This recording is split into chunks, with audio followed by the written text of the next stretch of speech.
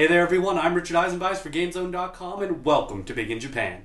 This week, I'll take a look at one of the most beautiful games ever produced, El Shaddai, Ascension of the Metatron.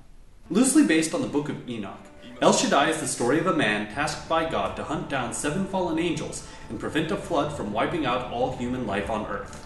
His only guide on this journey is Lucifer, guardian angel and right-hand man of God himself. The story is enjoyable enough, but the way in which it's told isn't. During the chapter breaks, Lucifer dutifully doles out the plot and backstory via a giant wall of text and a few still frames. Actual in-game cutscenes, while not exactly rare, do little more than show a bit of action to bookend each level or boss fight. Anyone at Ignition ever heard of the phrase, show not tell, I wonder?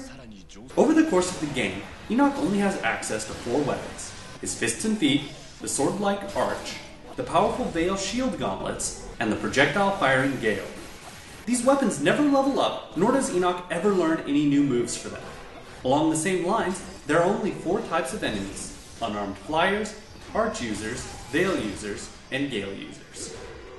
The Fallen Angel bosses, on the other hand, are a breath of fresh air, as they are each quite unique and even have the audacity to attack you randomly in the middle of a level. And if you win these mini encounters, the boss will even have less HP when you fight them at the climax of the stage.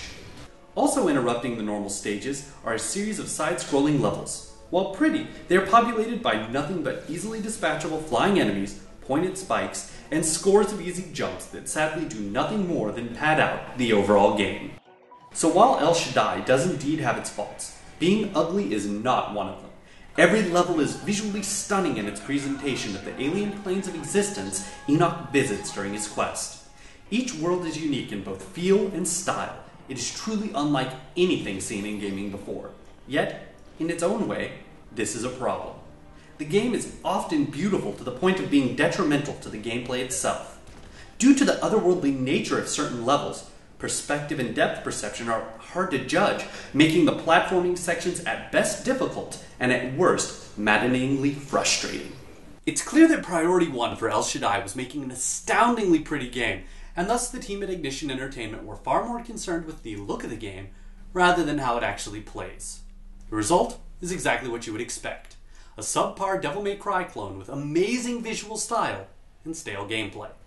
Still, it's not hard to wonder what might have been if the gameplay lived up to the quality of the graphics.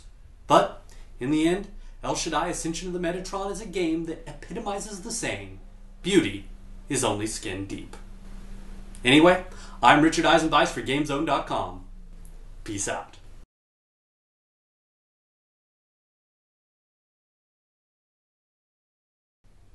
Wait a tick. Lusa fell? If you change the L to an R, then you get Lucifer! Oh my god, my mind is totally blown. I mean, next somebody will be telling me if you take the word Alucard and you spell it backwards, you get Dracula.